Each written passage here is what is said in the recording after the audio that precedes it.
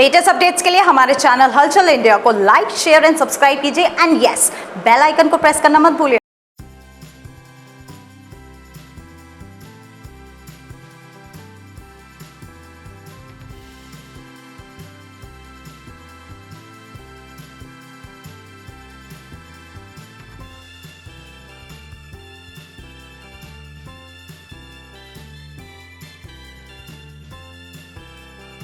दशहरा, आज दशहरा है और दशहरे की बात की जाए तो हापुड़ का दशहरा दूर दूर तक मशहूर है।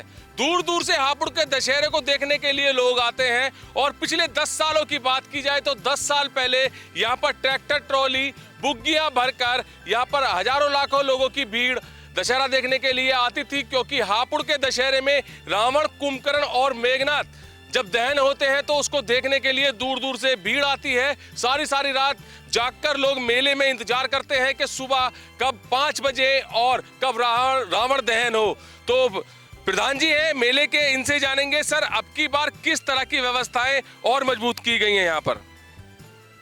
हम लोग कई साल से रामलीला लगातार करा रहे हैं। जो व्यवस्था पिछले साल थोड़ी कम रह गई थी, उस व्यवस्था को दुरुस्त करते हुए हमने बाड़ों को 3 हिस्सों में बांटा है, एक प्रथम, फिर सेकंड और फिर थर्ड, जिससे उन सब में कुर्सियाँ पड़ी हुई हैं।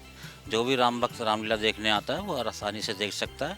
जब 8 बजे राम आरती होती है तो सबको हम इनवाइट करते हैं कि राम आरती के लिए सब आ जाएं। इस मेले में जो है झूले, खेल खिलौने, मौत का कुआं, सब चीज़ सभी के टेस्ट के हिसाब से बनी हुई है और लोग आते हैं, आनंद लेते हैं और चाट पकौड़ी का आनंद लेते हैं तथा यहाँ की। प्रधान जी एक बात देखी जाती है, हापुड़ का दशहरा काफी दूर दूर तक मशहूर है, काफी दूर दूर से लोग आते हैं यहाँ पर देखने के लिए और जो मेन चीज होती है वो रावण दहन की होती है।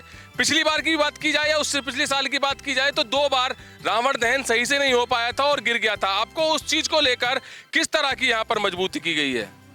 इस बार रावण गिर नहीं पाएंगे। हमने चारों तरफ से चौबंदी करके अच्छा उनको रूप दे के खड़ा किया है। दूसरी बात क्या है, रामलीला में जो है रात को लगभग 2 बजे करीब आतिशबाजी होती है, ग्रीन आतिशबाजी होती है, जिसको देखने के लिए गांव देहात से अब भी लोग बहुत आते हैं। क्योंकि अब साधन बढ़ गए हैं तो वो सीधा आ जाते हैं और उसको देखते हैं। पूरे वर्ल्ड में केवल हापुड़ एक ऐसी मिसाल है कि रावण का सुबह दूसरे दिन सुबह दहन होता है और सब लोग खुशी खुशी रावण के जो अंश होते हैं, लकड़ियाँ वगैरह, कोयला वगैरह, उन सबको अपने घरों में ले आकर उसको पूजते हैं।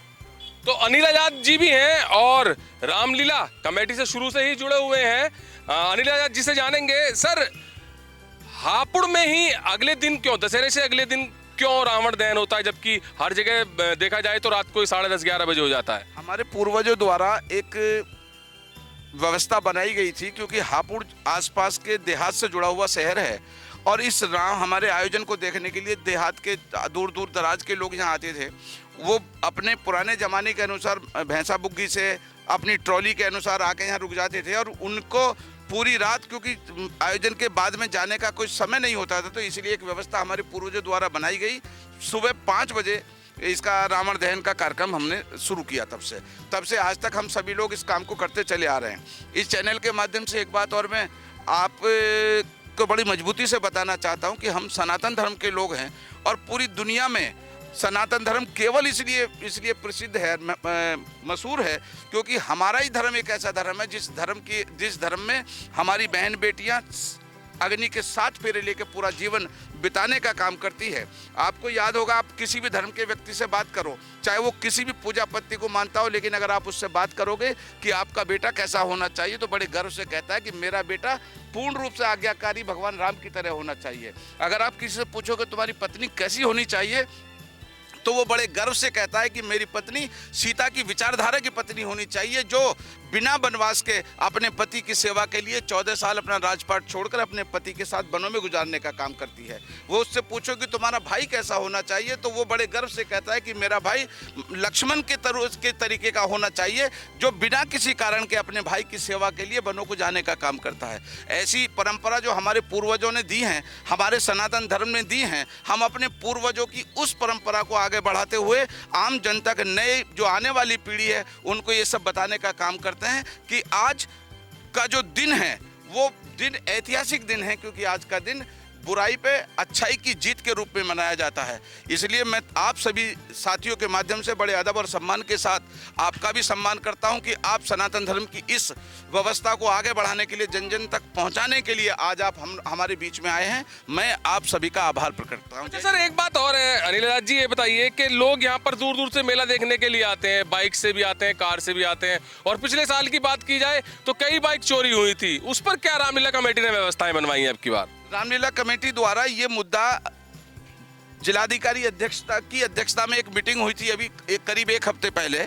उस समय ये व्यवस्था उठाई गई थी। वहाँ मांग की गई थी कि कुछ लोगों द्वारा अवैध रूप से पार्किंग की व्यवस्था करके यहाँ लोगों का शोषण किया जाता है, लोगों की बाइक चोरी हो जाती हैं।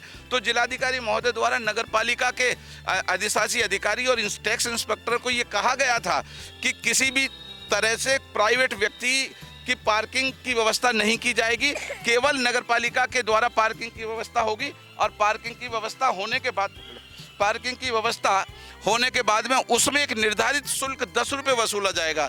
लेकिन कल मुझे मालूम हुआ है समाचार पत्रों के चैनलों के माध्यम से कि नगर पालिका के अधिशासी अधिकारी द्वारा, नगर पालिका के टैक्स इंस्पेक्टर द्वारा प्राइवेट व्यक्तियों को साथ लेकर यहाँ जो हमारे श्रद्धालु हैं उनसे पार्किंग के नाम पे अवैध वसूली की गई थी। 20 रुपये से 30 रुपये वसूले गए हैं। मुझे बड़े अफसोस के साथ इस चैनल के माध्यम से कहना पड़ता है कि जहां जिले की मुखिया जिलाधिकारी महोदय, जहां जिले के वरिष्ठ पुलिस कप्तान इस मेले को ऐतिहासिक बनाने के लिए दिन रात कदम से कदम मिलाकर हापुड़ के रामलीला कमेटी के लोगों के साथ, हिंदू धर्म के अनुयायियों के साथ, और जो श्रद्धालु आते हैं उनको किसी तरह की दिक्कत ना हो व्यवस्था बनाने का काम कर रहे हैं। लेकिन नगर पालिका के अधिकारी द्वारा जिस तरह का एक कृत्य किया गया है, मैं इसकी घोर निंदा करता हूं। मैं इस चैनल के माध्यम से मांग करता हूं कि 3 दिन से जब से पार्किंग शुल्क की वसूली का काम किया जा रहा है, उससे होने वाली आय नगर पालिका के अधिशासी अधिकारी द्वारा, नगर पालिका के टैक्स इंस्पेक्टर द्वारा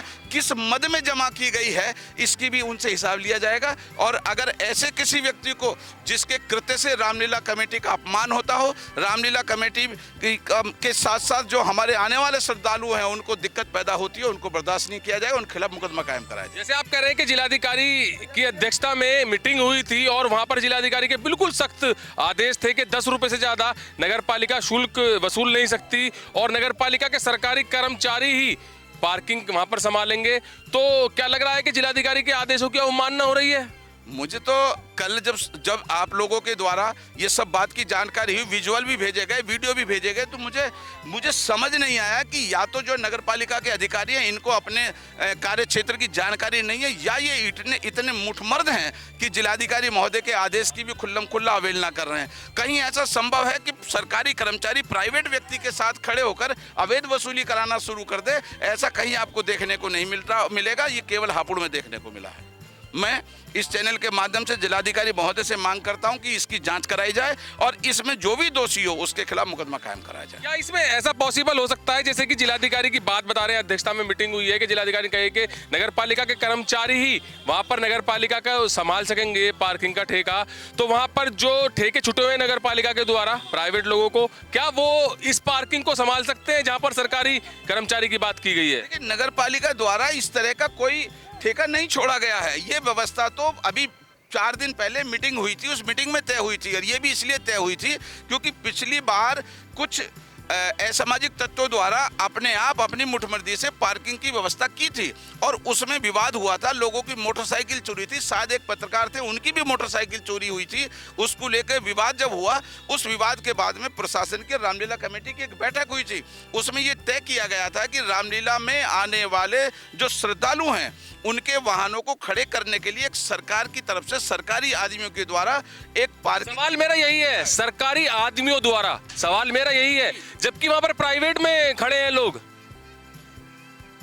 मेरी समझ में एक बात नहीं आ रहा है कि सरकारी अधिकारियों के द्वारा, अधिशासी अधिकारी, टैक्स इंस्पेक्टर के द्वारा प्राइवेट व्यक्तियों को साथ लेके जो अवैध वसूली कराई जा रही है वो किस मद में जमा हुई है, उसका पैसा कहां जमा हुआ है, उससे नगर पालिका को कितनी आय हुई है, और अगर नहीं हुई है तो उनके द्वारा प्राइवेट आदमियों से वसूली कराने का अधिकार उन्हें कहां से मिल जाता है। ये टोटल सीधी अवैध वसूली है, लूटमारी है। जो इसमें शामिल है उनके खिलाफ कठोर कार्रवाई होनी चाहिए।